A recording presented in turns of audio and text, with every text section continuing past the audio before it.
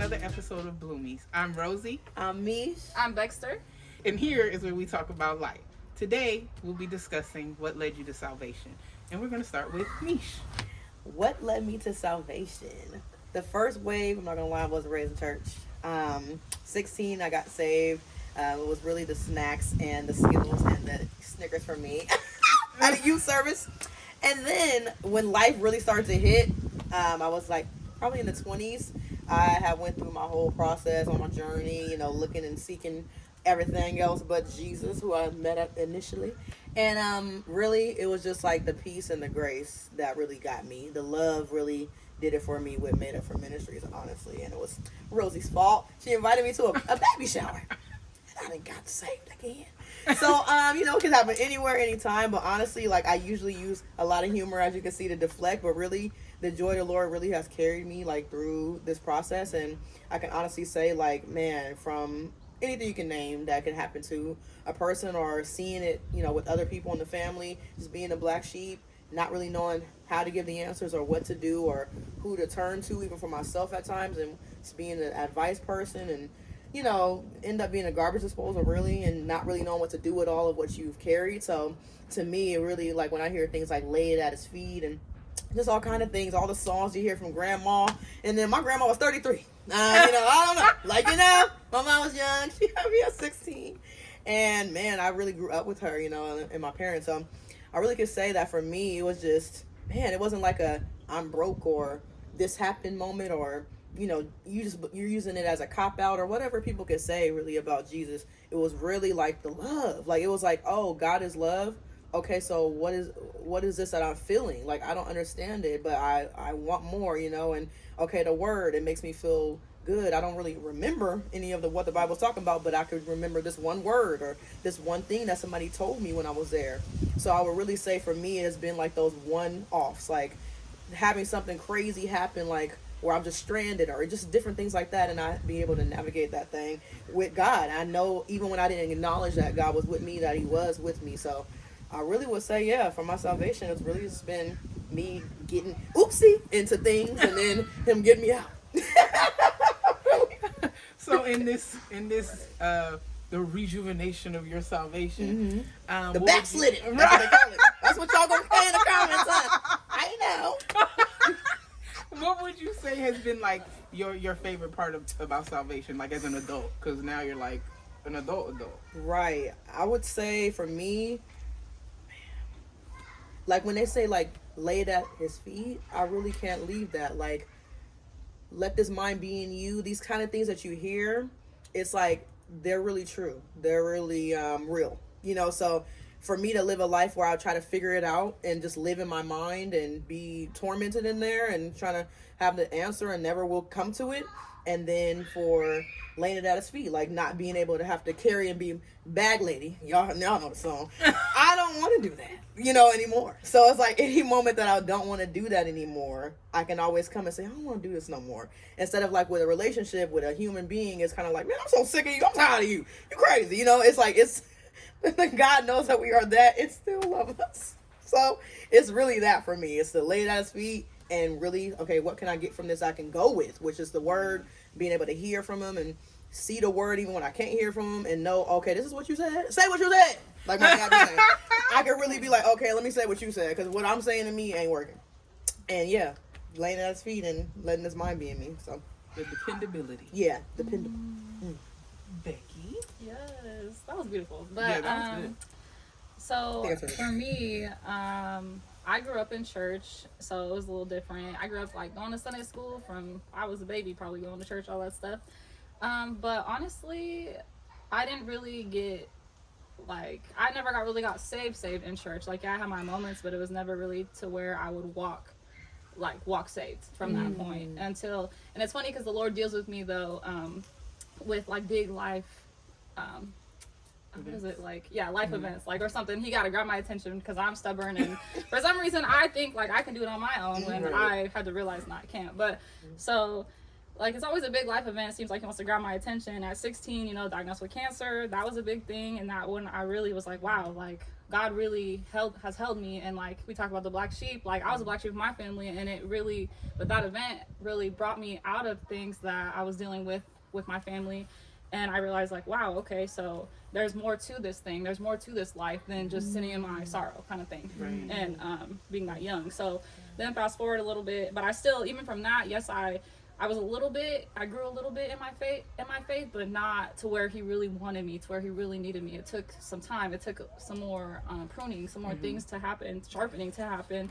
And so, you know, a few years later, another big life event happened, and that's what led me to y'all, actually, to meeting this one right here, and my family got made for ministries that I never knew that I needed, but I always knew. I always tell y'all, it's like, dang, like, I never knew how much, like I always wanted a family, but I didn't know how bad I needed it, basically. And so coming into Made for Ministries and being introduced to that, then it was like, wow, like that just showed me, well, y'all just showed me the light in me that I knew was there, but didn't know how to bring it out.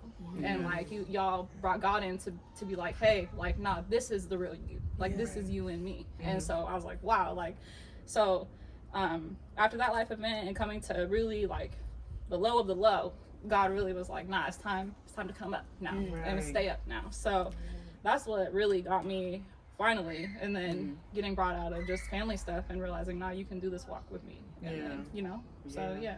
Definitely, I think it, like, you know, it speaks to how God will still carry us in those hard times. You know, because it's like the sustaining that he gives. For you, what is like your favorite part of salvation? Yeah, so I think my favorite part is knowing, like we talked about, that he never took his hand off. Yes. I think that's my favorite part, because there were so many times that, like, just so many times where he really could have and probably should have. Yeah. You know what I mean? Because we are so far from, our flesh is so far from what he is. And so for him to never take his hand off, that really is everything to me. So. Yeah, that's dope. That's really, really good. You guys did really good. Let me ask me. No. So for me, what led me to salvation? I grew up in a church like you, a little small missionary Baptist church, you know, where they didn't really have like the musicians. It was like for real that old school stuff you hear about, like with the one deacon, the quartet songs, like those types of things. And for me, my mom had me at church all the time, like Sunday school, regular service. If there was an anniversary, I was there. I had to do the welcome. I was on the usher board. I was on the youth choir board, the junior choir board, the senior choir board. I mean, if there was a service to be had, I had to be in it. And I remember being like, girl, I don't want to go. Like, Jesus already saw me today. Why do I need to go to all three services? So for me, it was like, I don't feel like it. So then, you know, growing up, I went to college in North Carolina, which it was like you know, you go to church, but there's no encounter, you know? And then, so I went to church in North Carolina, and I ended up going to New Birth, Charlotte. And it was like a big deal. It was a really big church. And, it was amazing. I would say like I had like my first like baby encounter, you know, there. And so for a while, you know, I stuck with it, went to church every Sunday. Like, you know, I didn't have a car in college either, so it was kind of tough to get there.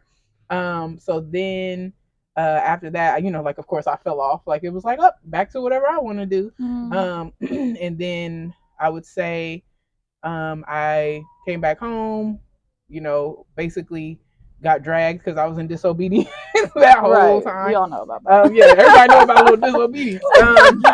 If you say you don't know disobedience, that's not true. So after that, it was, I think it was probably Dewana. It had to be her. I just started going through stuff like left and right.